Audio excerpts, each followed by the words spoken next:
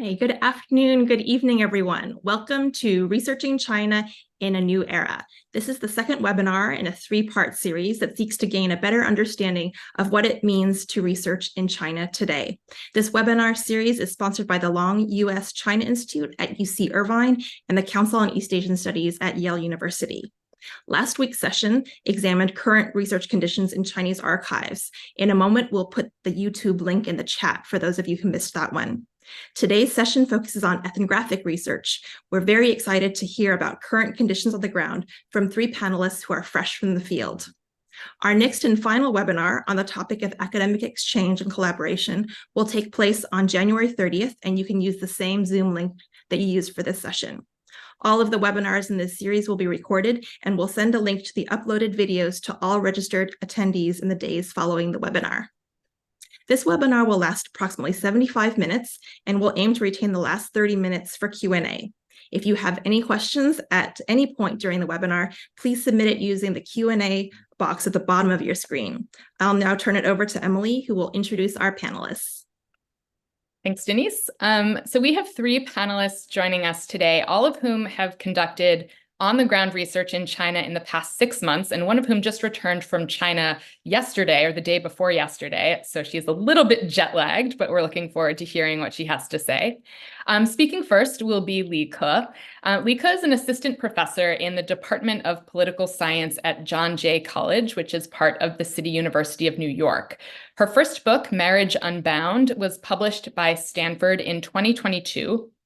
And it won multiple awards across several disciplinary organizations.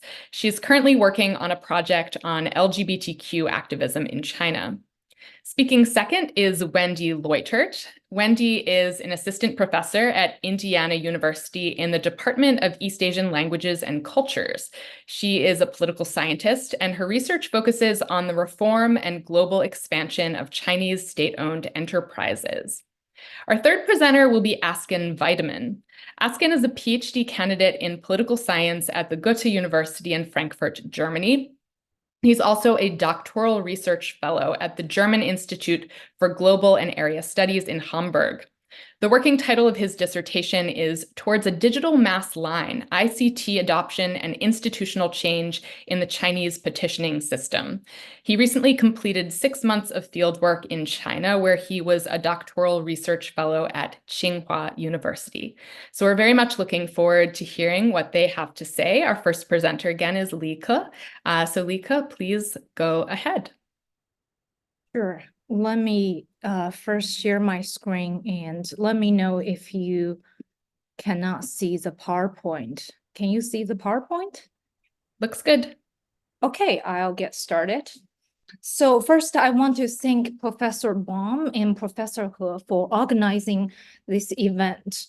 In 50 minutes, I will quickly explain my disciplinary background and research interest, then drop a few notes on the ethnographic study I conducted before. Finally, let me briefly describe my most recent experience in field research in China. By training, I'm a sociologist and a social legal researcher. Currently, I am assistant professor in the Department of Political Science at John Jay in New York City.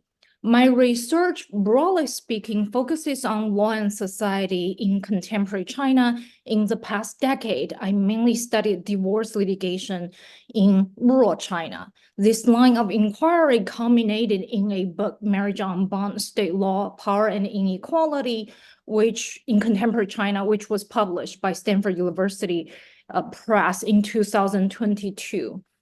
In the book, I provided a very detailed account of the ethnographic and archival research I conducted between 2006 and 2020. Here, let me just quickly note that I am a Chinese citizen, a native Chinese speaker.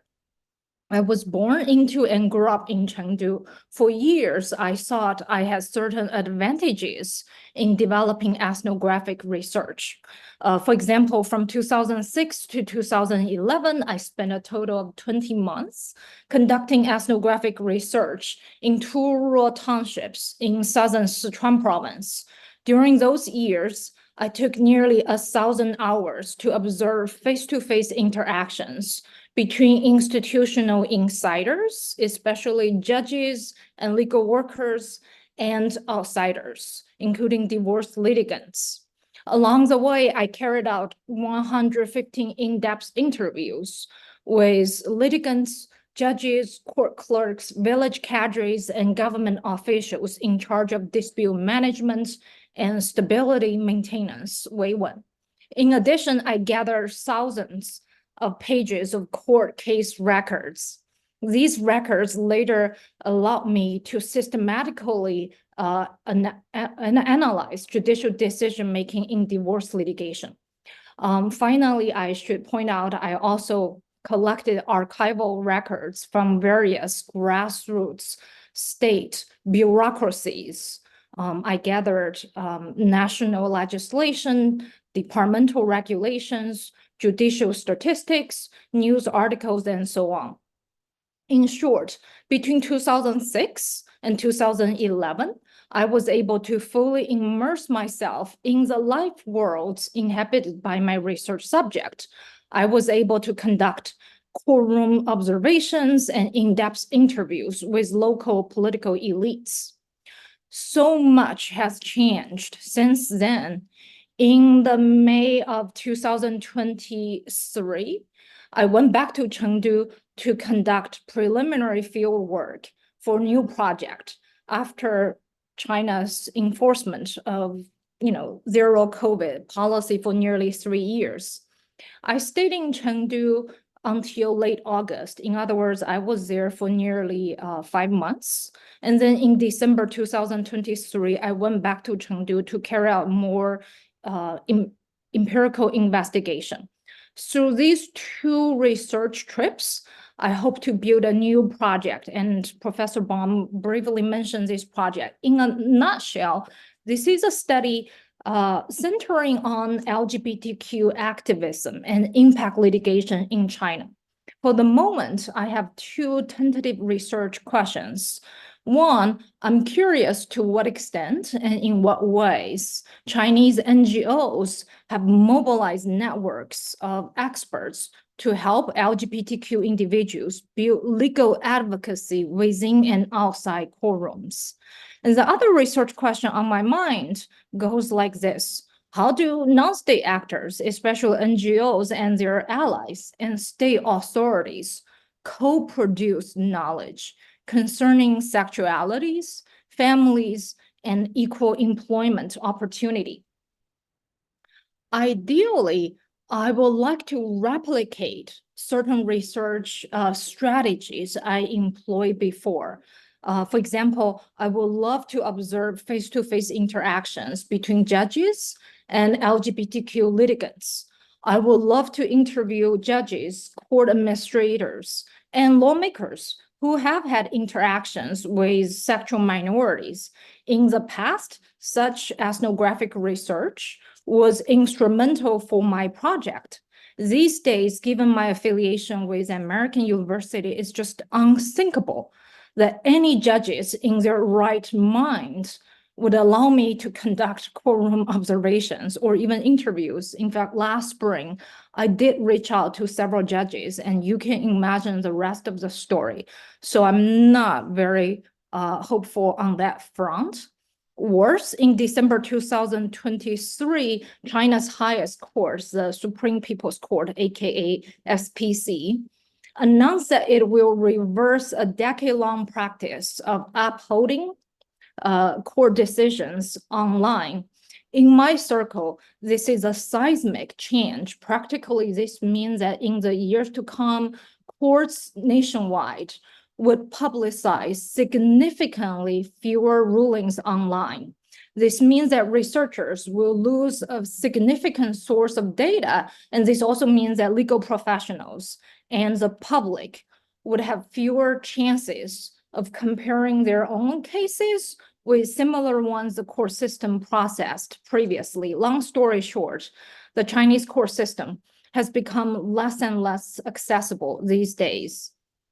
Having said that, I want to make a few positive comments. During my most recent trips to China, I could barely notice any signs related to the pandemic. I barely encounter any pandemic-related obstacles or inconvenience. And this is not just the case in Chengdu. In fact, in early January, I spent 6 days in Xi'an. Everywhere I went, airports, bus stations, train stations, restaurants, museums, hotels, life had returned to normalcy, it seemed. So if you want to visit China as a tourist, now is the time to do so. Second, despite the problems I described earlier today, I remain hopeful for my research on LGBTQ advocacy and impact litigation. I feel this way because I believe there's still plenty of opportunities for ethnographers to collect data and to produce sick description of Chinese society. In my case, several strategies have proved very useful. The first strategy is to diversify one's data sources and learn how to juxtapose findings from various data sources. In the interest of time, let me just say this. If you're interested in mixed methods research, if you're curious how we ethnographers can benefit from historical analysis, or if you want to find out how to use storytelling to convey research findings, I suggest that you read the introduction and chapter 6 in my book, Marriage on Bond. In the introduction, I explained how I combine ethnography and historiography in the book. That's setting the methodological tone for the entire project. And in chapter 6, I provided a concrete example to show how ethnographers could use narratives to engage readers and to convey key findings. And here's a related issue. In the past few years, I have formed a new habit. Whenever I come across an online database, I keep it in a log and think about how I may use it for future research. True, Chinese authorities have tightened restrictions on researchers' access to various archivals and research sites, but outside Chinese officialdom, there have been various attempts to digitalize archival materials and make them available to the public. So I would say that we ethnographers should think about how to tap into those digitalized archival materials to deepen or widen our inquiries. The second strategy I would recommend is to build collaboration with Chinese academics, especially those sitting at the intersection of several social networks.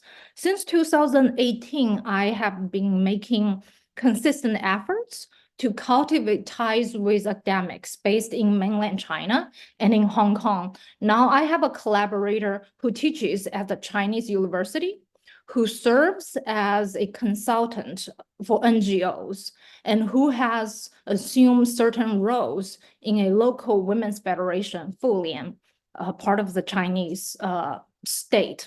Thanks to her connections, I have managed to interview LGBTQ members, lawyers, NGO leaders, and I have gathered a large number of court case records, which is to say international collaboration has become central to my attempt to carry on ethnographic research in China.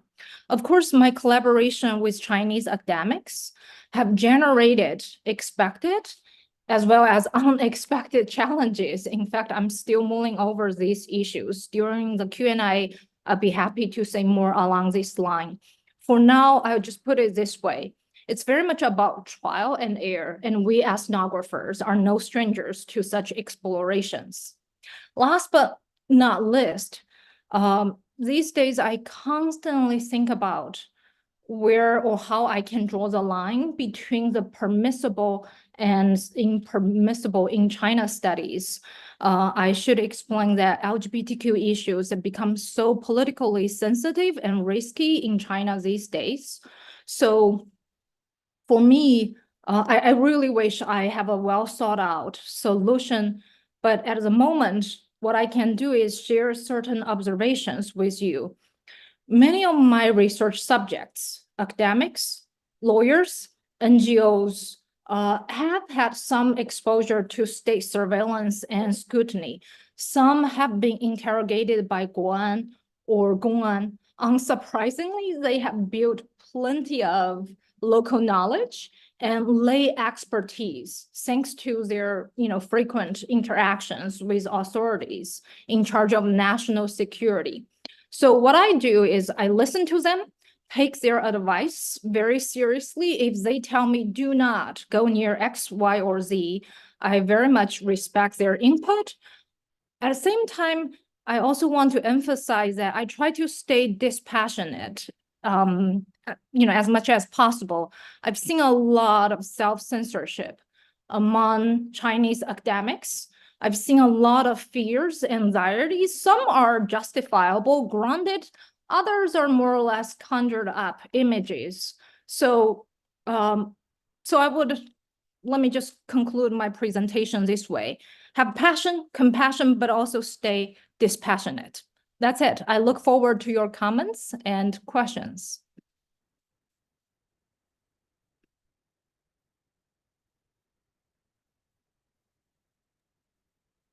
Hi, everyone. Let me share my screen.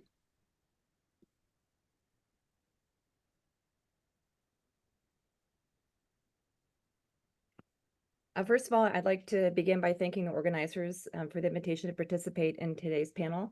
In my presentation, I'll briefly be describing the basic logistics of my experience conducting fieldwork in China last semester. I'll talk about several challenges that I experienced during that process and conclude by highlighting several specific lessons and advice for others who hopefully also have the opportunity to conduct fieldwork in China. So first, a bit about the logistics of my experience. I arrived in Beijing last September for the fall semester, and I was there until mid-December, so about 3.5 months in total. My research in China was funded by the China-US Scholars Program, or the CUS program, which is a wonderful but unfortunately now ended program. This was a multi-year fellowship program with funding from several US-based sources, the Ford Foundation, Carnegie Corporation, Harvard Yenching Institute, Henry Luce Foundation, and the Rockefeller Brothers Fund. So actually in Beijing, I had two host institutions, which maybe is a little bit unusual. I'd be happy to talk more about that in the Q&A. I had two affiliations. One was at Peking University at the Guanghua School of Management, and the other was at Beijing Normal University at the School of Economics and Resource Management. And I had campus IDs. I was registered at both campuses, and it was Peking University that provided the invitation letter and the paperwork for my F visa. So briefly, a little bit about my research. I was in Beijing to conduct research about Chinese state-owned enterprises, historical evolution since the late 1970s, focusing a lot on the 1970s, 1980s, 1990s, and specifically looking at the role of international actors and ideas in this process, such as from Japan, Singapore, the World Bank, and beyond. And so specifically what this meant in terms of my research activities in China involved a combination of interviews, which were mostly with retired Chinese economists, all of them men, many of them advanced age. 3 of them were more than 90 years old. The second research activity I engaged in was document collection. I collected documents from the Chinese Academy of Social Sciences, the Institute of Economics, their library, and their collection. I also purchased a lot of primary and secondary sources online. And I also was able to access documents through private libraries, so collections of books and documents of other faculty members, and oftentimes the people who I interviewed had their own materials that they would share as well. And the last activity I was involved in was academic conferences, and I attended and presented my research in progress at several academic conferences. At least for those in which I participated, there seemed to be generally open discussion at the conference itself, although certainly the informal conversations at the conferences were the most open. I did notice that overall there were far fewer foreign scholars and students participating, but this may still largely be because of international exchanges being affected and essentially cut off by the pandemic and still resuming. So let me turn now to talking about some of the challenges that I encountered. So the first challenge I encountered was visa issues. This may be a common problem. The first issue was getting an F visa that had the long enough duration. So I contacted several universities when I thought about potential host institutions for my study. Beijing Normal University expressed they could only host me for 1 month on an F visa. I also contacted Renmin University and Peking University in Beijing, and they could host me for 3 months for F visa.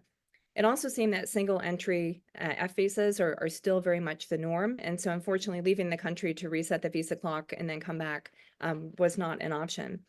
And when I went to pick up my F visa, I found that unfortunately, instead of it being the 3-month single entry visa, it was a 30-day single entry visa. And it seemed that this was not for a political reason, but simply because the invitation letter from Peking University had not indicated the duration of my stay in a very specific number of days or months. And so the Chinese embassy just defaulted to the most conservative option for the visa, which was the 30-day single entry F visa. So once I got to China, I was able to enter on that 30-day single entry visa.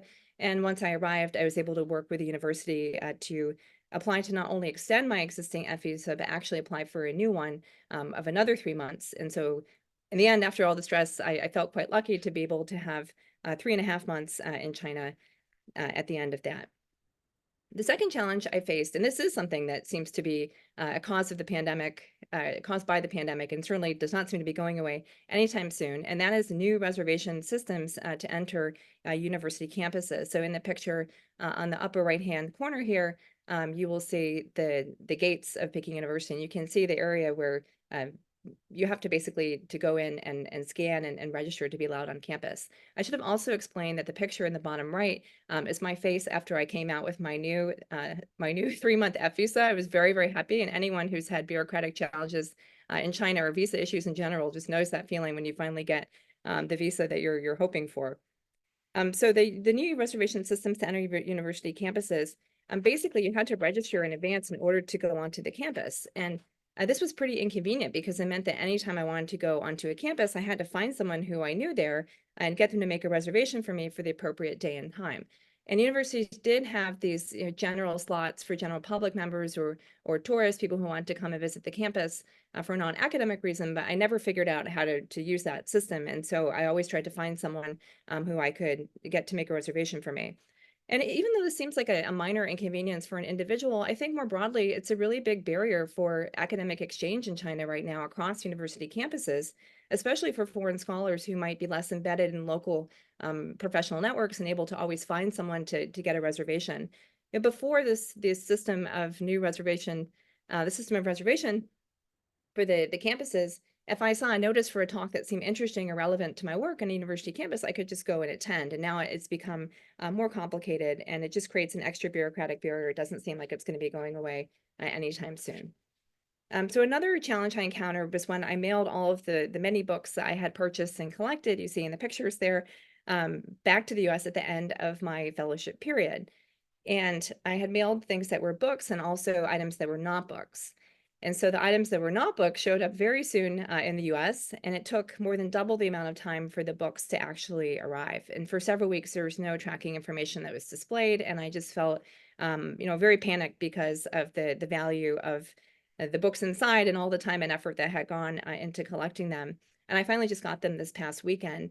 And it does seem that the books had been inspected, the boxes had been opened before they arrived in the US, and they had been wrapped in plastic when they were taken away before mailing, and then the plastic wrapping had been removed. And so this was another challenge I encountered. Fortunately, it did have a happy ending very recently. The last is I want to echo something that's already been mentioned. This is about US-China tensions. And, every person's positionality is different and affects their research experience. Mine is being a white American woman. These are important aspects of my identity. And I didn't initially expect that this factor would be as significant for me personally, because I had had strong professional networks in Beijing. I had done my master's degree in China at Tsinghua University. I had lived in Beijing for about 7 years. And I also felt, since my project was more historically oriented and also relatively less politically sensitive compared to other topics, that this wouldn't be such a major issue. But several of the people I contacted for interviews expressed concern about meeting with an American scholar at this time, especially people who I never met before and was contacting for the first time. And at least one person did refuse to meet with me for an interview because of the sensitivities that they perceived with meeting an American scholar at this time of US-China tensions. So a few specific points of of advice and some lessons that I learned. The first is to communicate closely with your host institution and ask to review draft invitation materials before they are officially stamped. So in addition to always, of course, be sure to go in the correct type of visa for your stay in China, a lot of universities are still catching up on hosting foreign scholars after the pandemic. They're also dealing with rapidly changing regulations in this environment. And anyone who's had something officially stamped in China knows that it's a very long process. It can take even up to 2 weeks to get all the appropriate approvals. And so I wish that I had been more involved in communicating more closely early on to prevent a lot of the bureaucratic headaches that I experienced with regard to the visa. I also suggest that whenever appropriate, to leverage your host institution or your own academic networks in China to help establish trust. For example, my faculty host at Beijing Normal University was able to arrange an informal lunch with the head librarian at the Chinese Academy of Social Sciences in the Institute of Economics before I submitted my application to access their library collection. And I think this was really helpful in creating trust, understanding me and my research project to help that process go more smoothly. Another example, I had an interviewee who actually asked me directly if I could bring a faculty member from China together to the interview because the interview was going to be held at their office. And I interpreted this as a way to avoid them having to manage others' perceptions about why they were meeting alone with a foreign scholar. And next, with shipping materials outside of China, prepare them carefully. I think this is not a new point of information. But I was very, very careful in the current environment to only include books that had been published. Nothing, of course, that had any type of restrictions on confidentiality, any handwritten materials, any primary sources. I reviewed those in China and did not take them out of the country. And I also, of course, made sure to prepare scans of any particularly important or rare materials before mailing them.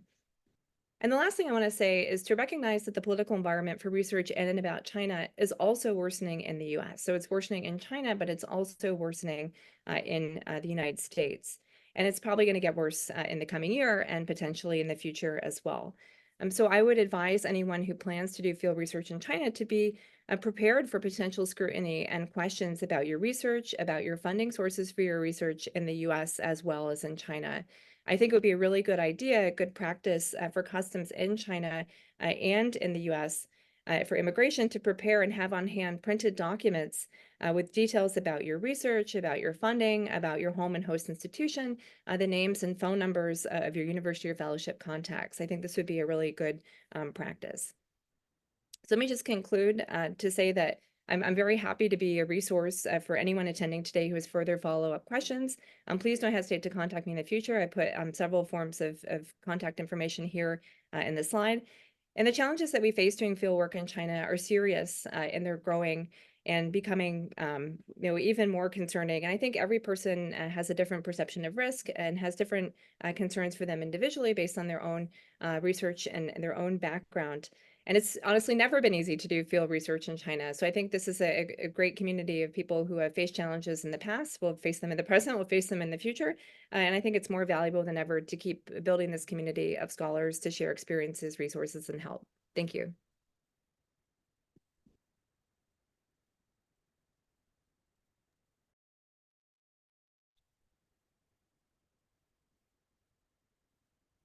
Okay, hello everyone. I hope everybody can see my screen.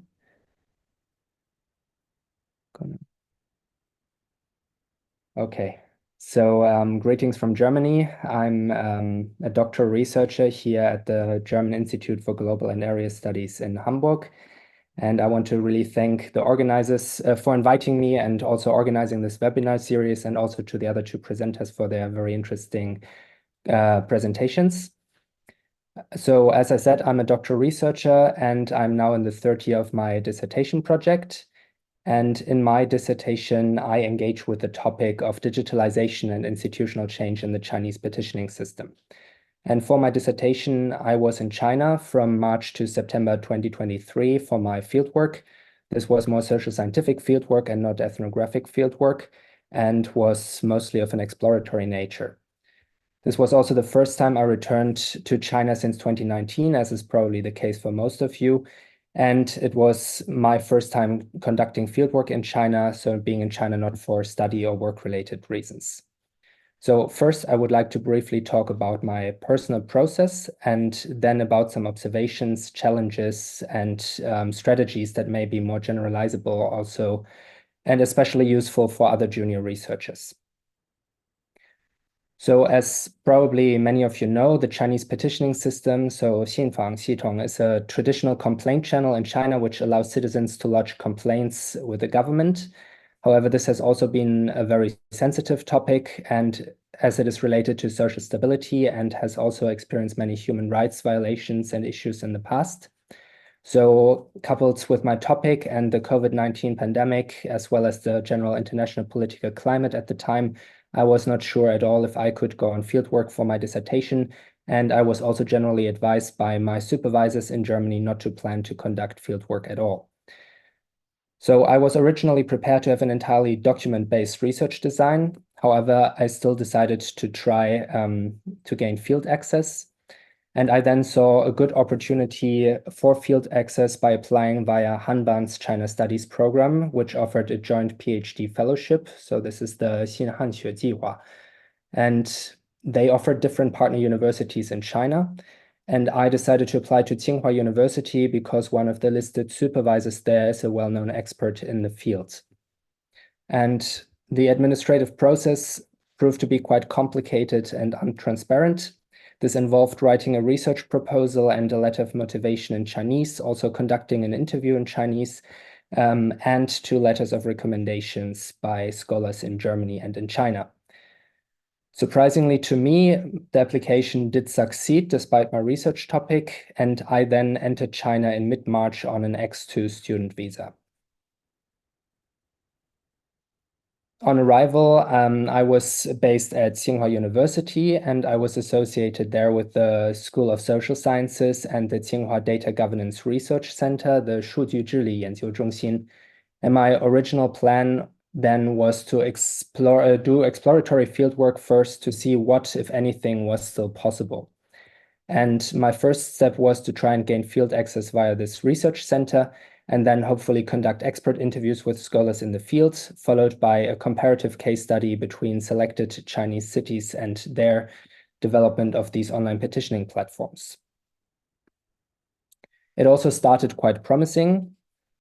I got to use a desk in the office of the research center, which you can see here on the right. It's in this nondescript gray building close to Tsinghua University's campus.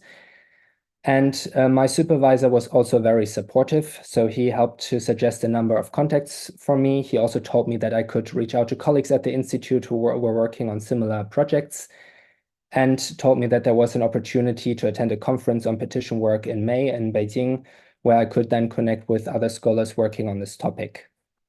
I was also told that I could participate in regular institute meetings and that I could accompany his research team in one of the local projects of the institute in a different province, which was also related to petition work.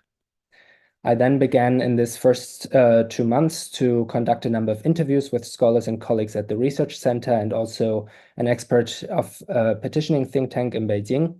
And I used the resources at Tsinghua University and the databases via the Tsinghua University Library to collect useful material on my research subject. However, this initially promising period was then followed by a number of setbacks, because it unfortunately became clear quite soon that it would be difficult to get access to local officials for me. Local government officials that were involved in the research project of the Research Institute told my supervisor that it was absolutely impossible for a foreigner to accompany the research team, though a colleague at the institute told me that it would have been an even more negative reaction if I would have been an American and not a German. My supervisor did seem surprised himself at how restrictive field access was for me and for foreign researchers. And I noticed that after this, the general communication with me at the institute also became noticeably more careful. For this, it might also be helpful to know that the Data Governance Research Center at Tsinghua is not a strictly academic research institute, but is more of a think tank or a key laboratory that is also involved in a number of government projects. They, for example, help the government with designing digital government indices and indicator systems and conduct big data analysis for public opinion monitoring. Overall, I noticed that I was being considered a bit of a risk, but that there also was not really a strategy with how to deal with me, and I got some mixed messages. So for example, while I was first officially invited to attend regular institute meetings, when I attended, everybody seemed to be quite uncomfortable with my presence there and also did not engage with me. And at a later meeting, I was even kicked out and told it was due to the sensitive topics being discussed, which is understandable considering the sensitivity of some of these government projects. Another major setback for me at this time was that I was told I could not attend the conference on petition work after all, which was especially disappointing as I wanted to use this as a gateway to reach out to scholars on my research subject. So after these initial setbacks, it took me some time to change my strategy, which was something that I would have otherwise done if I would not have had such a promising start with the Institute anyways. So I began reaching out to scholars myself and also sought help from other scholars based in Europe. And I widened the scope of my topic. So I tried to reach out to scholars that were working on subjects other than just Xinfang and also on social governance and digital government more broadly. After some time, this strategy proved to be successful. So I got introduced, for example, by a German contact to someone at the Central Party School with whom I could meet multiple times and who told me a lot about current priorities and petition work. And I also attended 2 conferences, one on data governance and one on political science, where I got to talk to a number of people. And at a later point, I also conducted 2 separate research trips, one to Wuhan and one to Shanghai, where I conducted semi-structured interviews and informal conversations with a number of experts. In Shanghai, I was also invited to visit a grassroots legislative contact point, 基层立法联系点, which is related to 人民建议征集, which is translated as People's Suggestion Collection and is also considered a branch of petition work. Over time, I also developed a closer relationship with one of my contacts who was very supportive and also took me on a research trip to his hometown in Hunan, where he introduced me to county and village officials working in the petitioning system. During this time, he managed the entire process of the trip and asked me, for example, to send him a list of questions before conducting the interviews, and also advised me on which questions were too sensitive to ask, which was very helpful.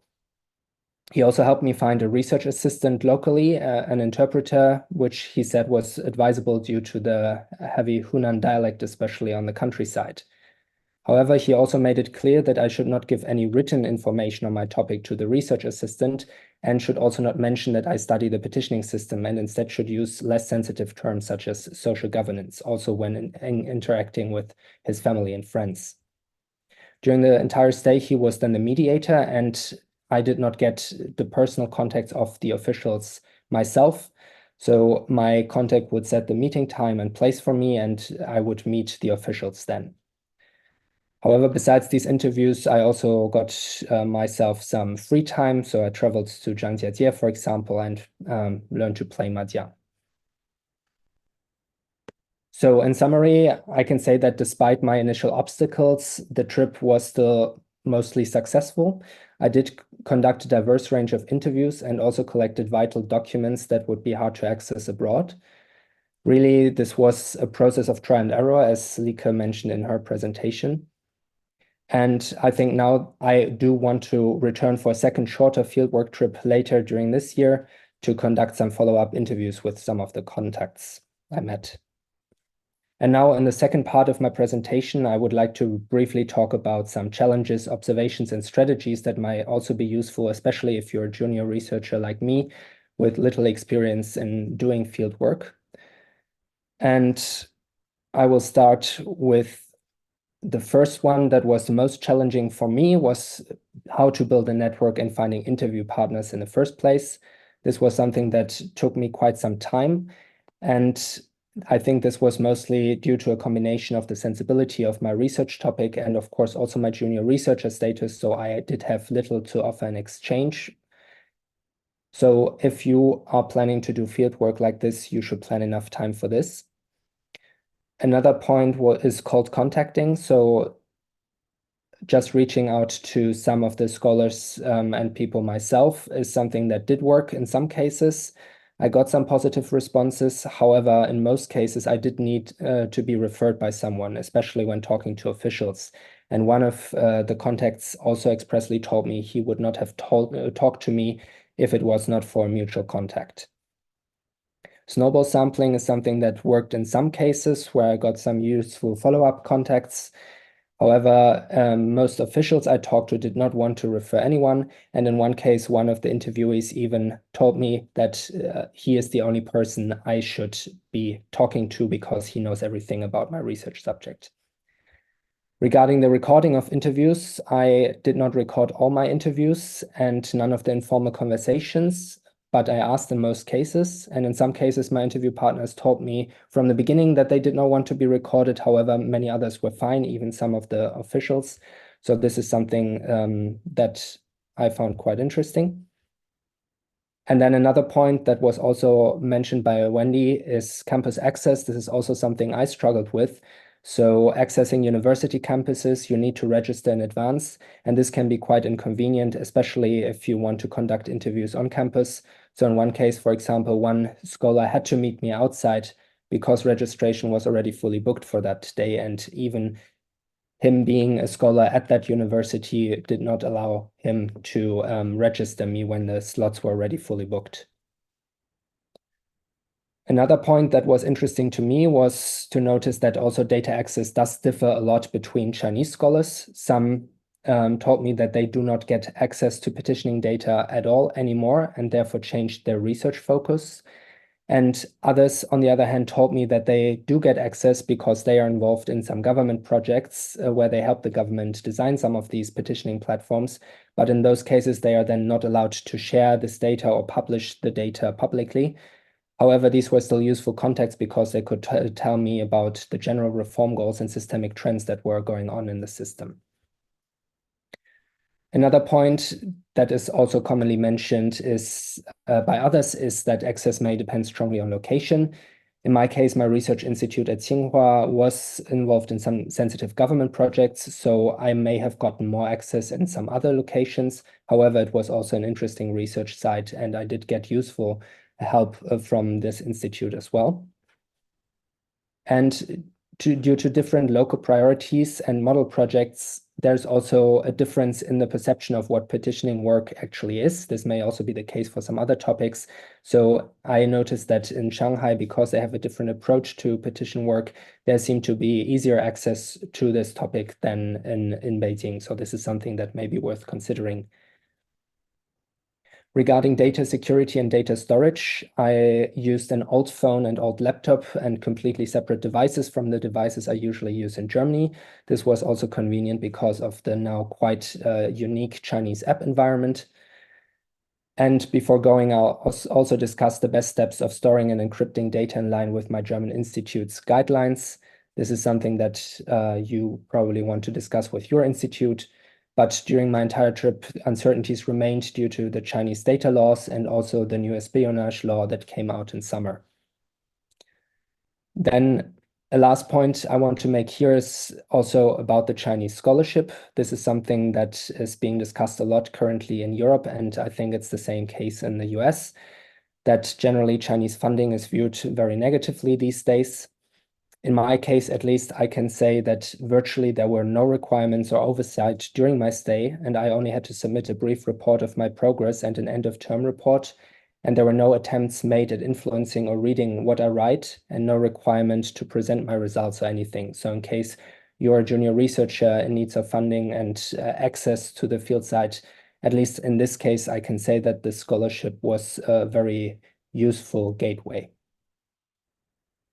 And to conclude, some final thoughts and points of advice, especially for junior researchers. So I suggest you mobilize your networks and plan enough time for building relations. Keep in mind that you are also a burden to your host. This was definitely the case in my case, where if you stay at a research institute or a university for a long period, you also put your hosts in an uncomfortable situation potentially. And this is something that you want to keep in mind. And another point that was made to me, some useful advice was that you should also approach scholars even if they don't work on your specific topic, because they may be involved in some cases in projects that you do not know about or that are not publicly public knowledge, and they might still know more about the subject than you do. Also take field notes daily. They prove to be very vital after my research to refer back to. And finally, despite the changes mentioned, I think that a lot regarding fieldwork in China has also stayed the same. I think China has always been a difficult research site. And reading some of the publications on fieldwork from the past, I noticed that many of the strategies that were useful for me are also some that were mentioned in the past, and I think they're still viable today. Thank you.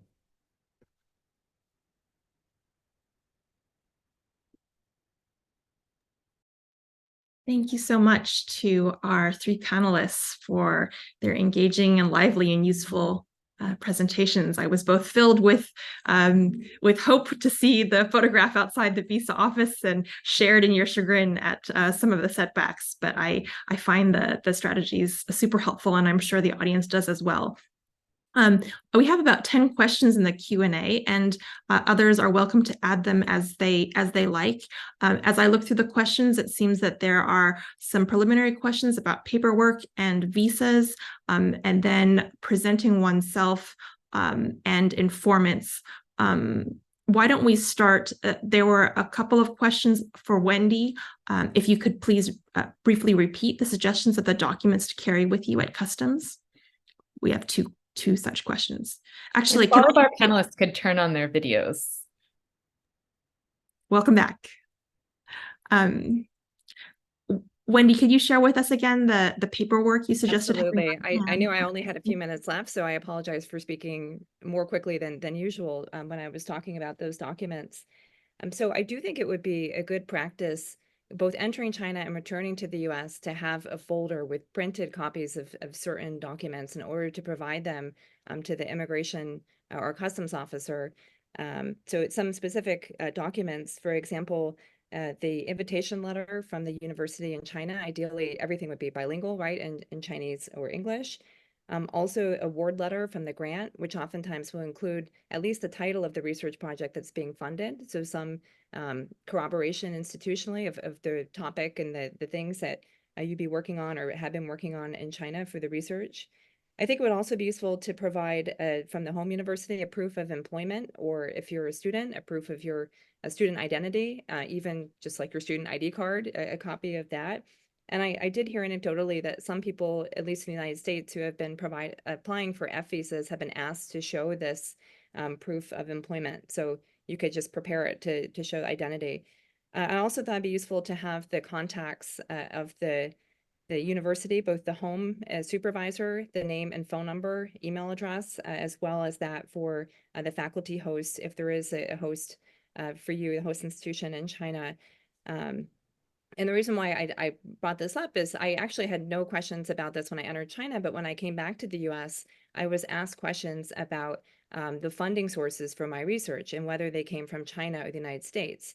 And I had just come off of an overnight flight with a toddler. So needless to say, from Asia, I did not sleep on that flight at all. And I was asked this question, and I had grant funding from 5 US-based sources. And in the moment, I could not remember all 5 of them. And I just really wish that I had prepared, a folder where I could immediately provide this documentation and showing the sources of the funding. And so I do think that on both sides, it would be a good idea, best practice, to prepare these types of documents. And probably they're never going to be needed, but in case they were, at least you would have everything ready and not be fumbling like I was in that moment. Great. Wendy, thanks so much. One other thing to add to that list that's relevant to visas is if you have an old visa that's been canceled, for example, an old 10-year L visa, and you've replaced it with an F visa, I think it's good to have both of those, both passports with both visas showing there, and being conservative with the documents, and bringing more with you rather than less. We have a couple questions about visas and affiliation, including whether the 10-year visas are still working, whether one needs, if you can go on a dependent spousal visa. I'm not sure that's anyone's situation, but if you have any information, that would be helpful. you could share that. And then the third question is, does one need to be affiliated with a university? I assume to do research in China.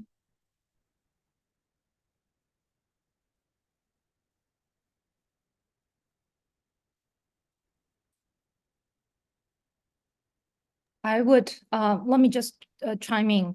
I would say that affiliation with the Chinese universities, generally speaking, is always a good sign. And even if you happen to be a Chinese citizen, even if you have strong connections with locals, if you can get a formal letter, then that will allow the locals to have some sort of justification for the assistance they provide. Sometimes people don't really, what they need is not necessarily that piece of paper, but some documents that will allow them later to justify, oh, I did X, Y, Z because this person has a letter. So if you can secure a letter from some Chinese institution, do it. Great. Thank you Yeah, so much. I cannot really say anything about the other visa because I came on a student visa. Regarding the university affiliation, I was at least told as a junior researcher, as a PhD student by everybody in Germany, I should definitely only go to China with a university affiliation. I think this is also due to the current atmosphere of uncertainty of what is still possible and what would put you in danger if you go to China. I'm not certain if this is required, but in my case, it definitely proved to be quite useful. And also when contacting people via email, for example, it was useful, I think, to have a Chinese university that I could refer to and say, here, I'm a visiting fellow here at Tsinghua University, a name that they know, and I'm not just, coming from abroad. Yeah, that's my take on this. Thank you so much. I don't have direct experience with this, but my understanding is that the pre-pandemic 10-year visas are being honored, but that the general guidance is to go in on an F visa, have it all be official. And certainly last week when we heard from the people doing archival research, having a letter from a Chinese host institution was necessary. The next series of questions have to do with presenting oneself or introducing yourself.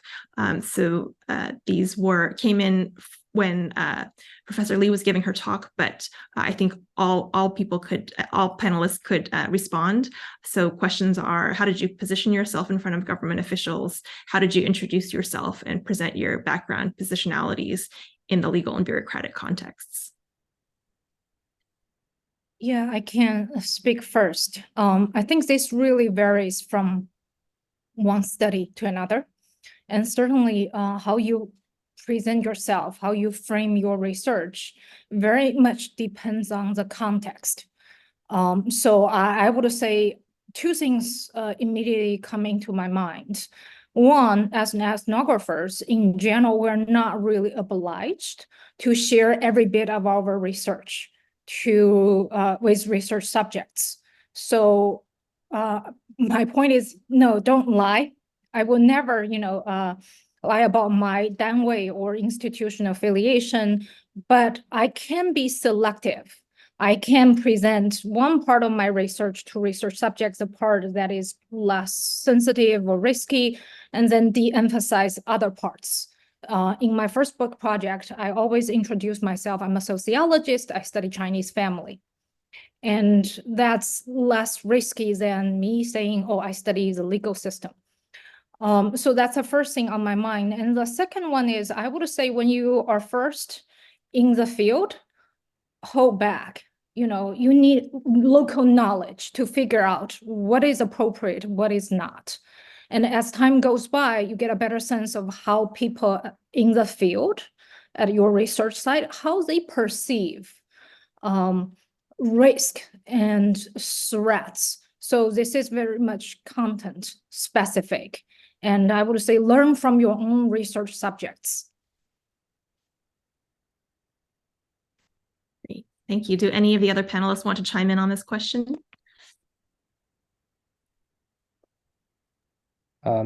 Yeah, maybe also what Leutert just said regarding first figuring out the sensitivities. For me, this was definitely something, because the word xinfang is so mingan in China, so sensitive, that I was, as I mentioned, in Hunan, for example, told not to use this word at all and talk about social governance, which xinfang was sort of, is a part of.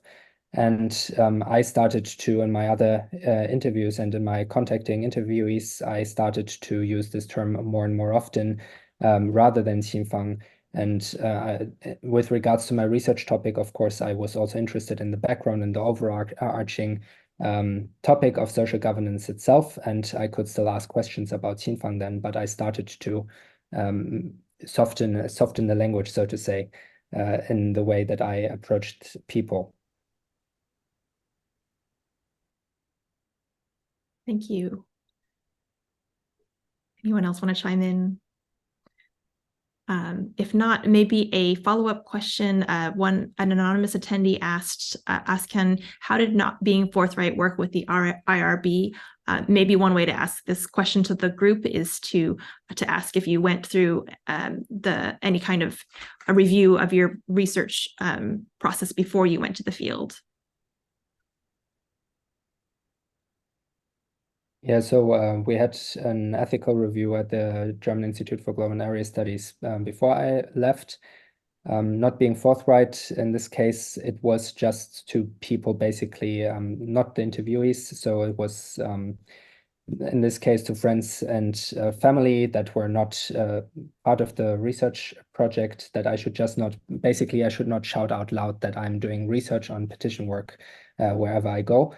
In the case of the research assistant, it was mostly about not leaving a paper trail, so I should not send my questionnaires, my questions to this research assistant, and I mean, as soon as we were in the interview situation, the research assistant, of course, noticed that the topic was petition work mostly and social governance, but mostly this process was managed by my contact, and he made sure that he said xinfang is something that you should try to avoid mentioning at all.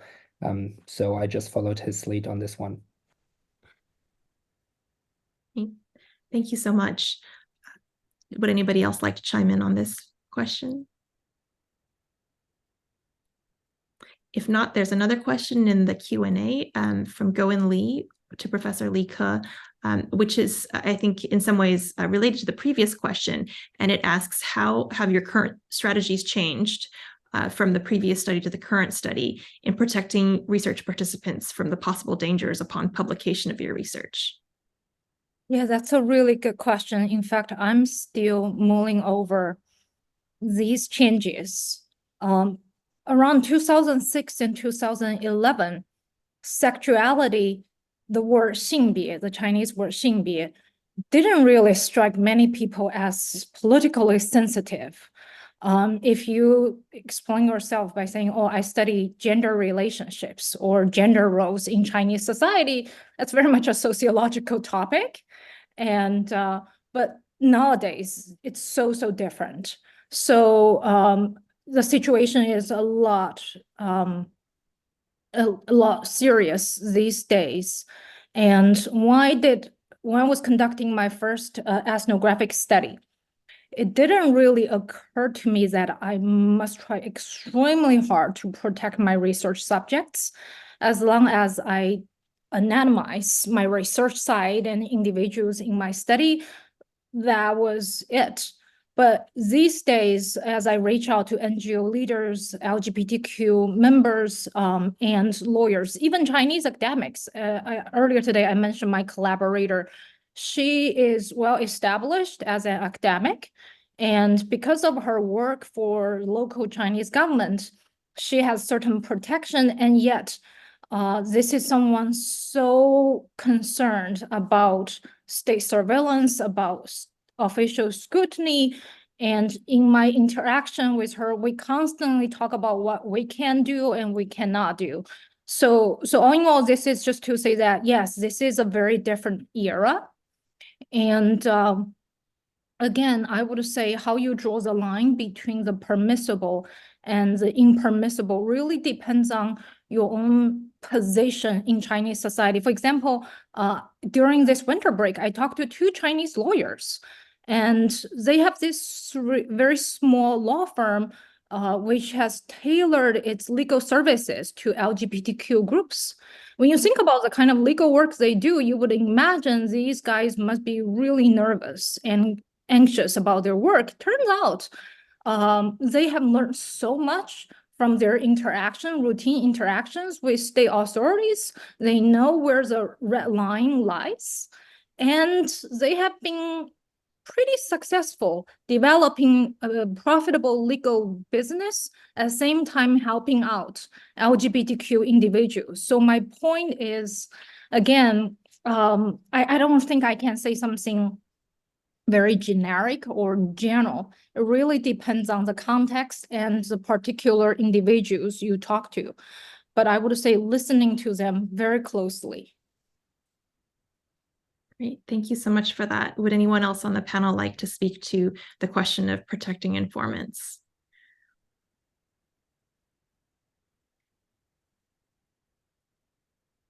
Maybe we'll turn then to a couple of questions about working with people at universities. So one specific question for Askan is how to cold contact people. If universities were closed, how did you get access to their WeChat handles, or did you use email? Yeah, I mostly used email. I also, in the cases, I first found the scholars and the experts that I wanted to talk to. And by the time I already had some contacts, I tried to also ask them if they know these people and if they have their contact data. But mostly I just wrote emails, and many emails, and generally I then got responses. If I got responses, I got responses with also the WeChat information. So people very quickly switched from email to WeChat afterwards. Thank you so much. This question is to the whole panel, which is the question of being a burden on Chinese colleagues in host institutions. Do you have any suggestions on how to mitigate this burden? And I can take this question because it's something that I've thought a lot about as a scholar going to China for field research. I'm often thinking about what I can gain, right? But I think this is really important to think of it as being a two-way street for sure. So just a couple of thoughts and suggestions based on my recent experience. I think it's most important to really understand your colleagues, whether it's your host or others in the department or institute where you might be based in their research. I think that's the first place, is to understand them and to try to learn from them. Some specific strategies. I audited the class of one of my faculty hosts, an undergraduate course, and it really had nothing to do with my research, but I thought it was worth the time for me in order to build that relationship and just observe the classroom and learn more about what they were doing. And also before auditing the class, we would have lunch together on campus. And this actually was very helpful for the rest of my research, because oftentimes at the lunch, obstacles would come up, or they might have a question for me, and we were able to informally cover those topics. And other possibilities would be to potentially collaborate on research. So with that faculty colleague, we discovered through these conversations, we did have a common research interest, and actually co-wrote a paper together that then they presented later in this semester.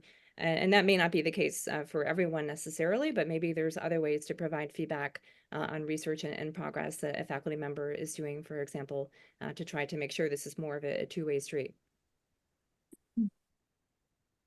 Yeah, I would like to piggyback on that. In fact, we're not just a burden to our hosts. We can be resources, even assets to our collaborators. And think about if you can give a guest, if you can serve as a guest speaker in their class.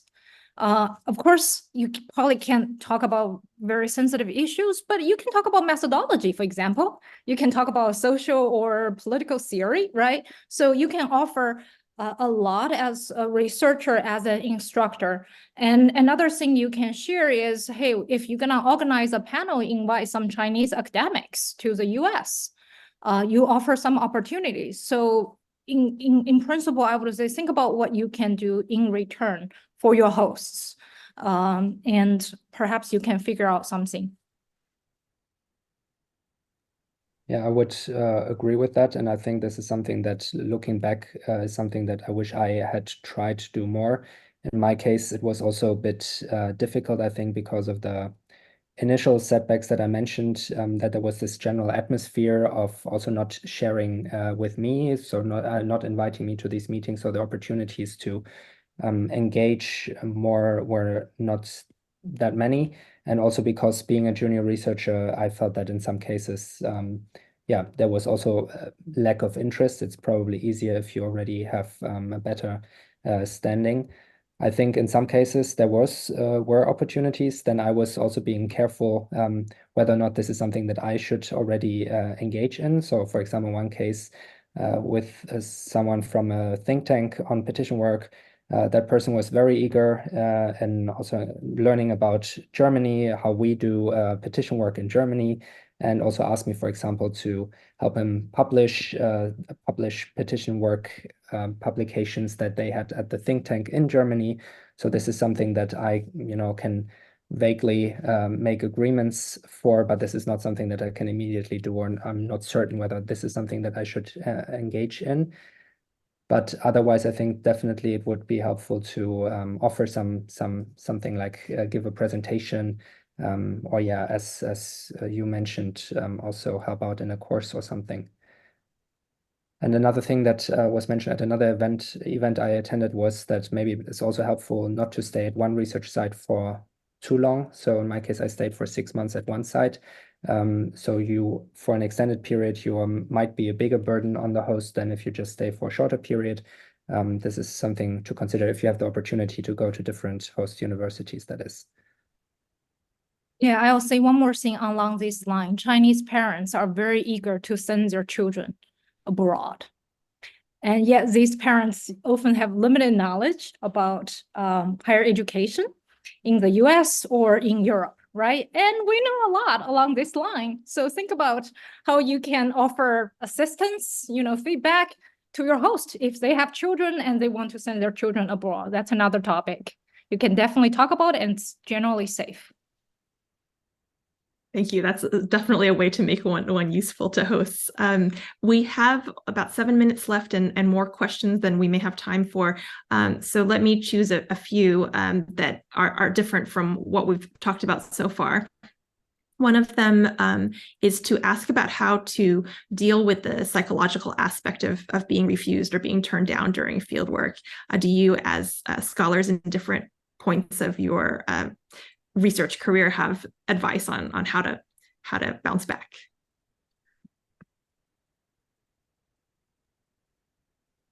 I'm glad someone brought up this issue. I was so depressed during my first ethnographic study, so much so that I went through therapy, 2 years after I completed my field work. That's why I became a marathon runner. Had I knew better, I probably would practice running a lot earlier in my career. So just be prepared. Doing ethnographic research can be physically, mentally, and psychologically demanding. And you're all by yourself, alone, without friends, maybe colleagues around it, surrounding you. So do something. Definitely take good care of yourself, especially your mental health, because field work can be almost detrimental to your mental health.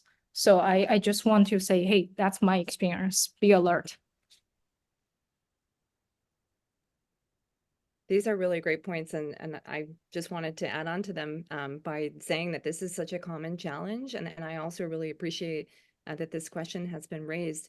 For me personally, because my family accompanied me, my partner came and I had my child there, and it was very expensive, relatively speaking, compared to the cost of fieldwork that I had done before, because I had traveled together with my family. And so, some days I would come home and just think about the sacrifices that had been made, and literally the amount of dollars that had been spent that day on the housing and the transportation, everything. And it put a lot of pressure on me. And I felt that something that helped me a lot was just trying to set my baseline expectation and kind of look at things holistically in the long term.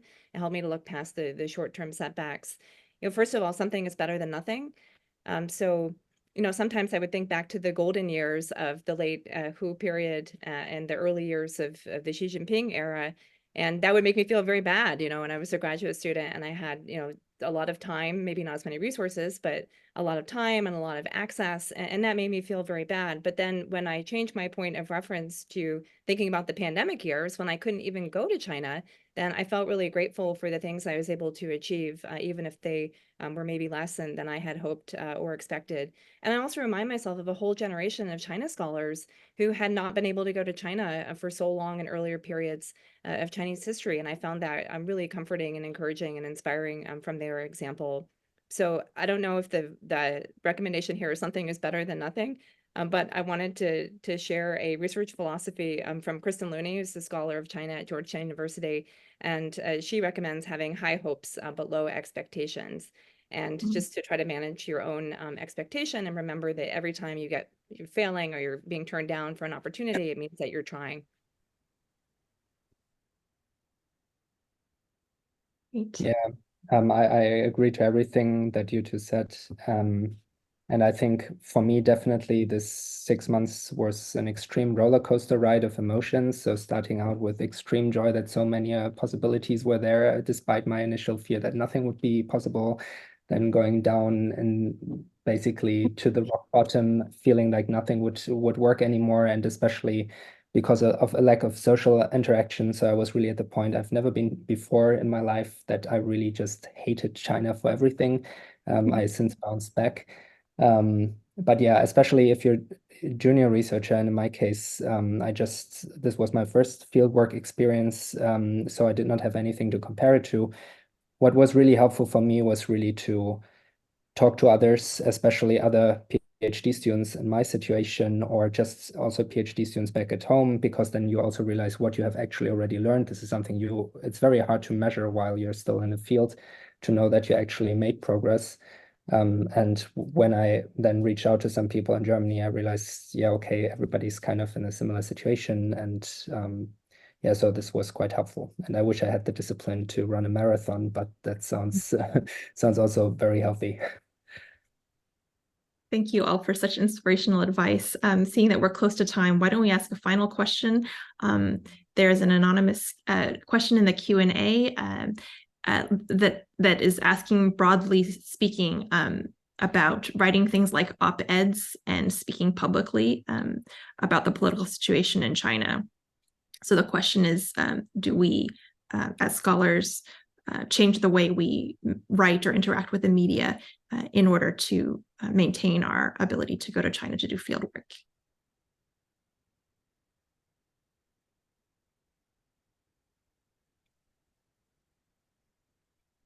Well, I'll say something. From time to time, journalists approach me, and I have been extremely selective what I can or cannot say to journalists.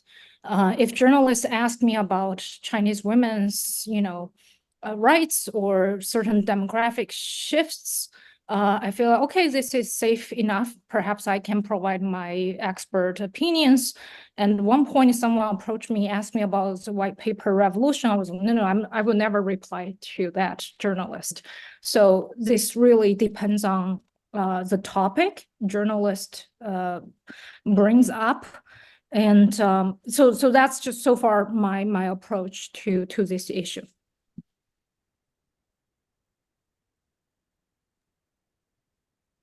Well, I think we are just about at time.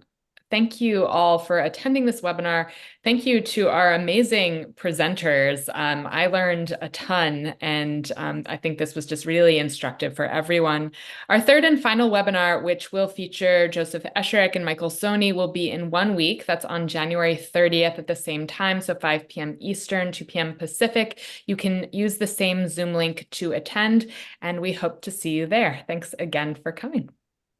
Thank you. Bye.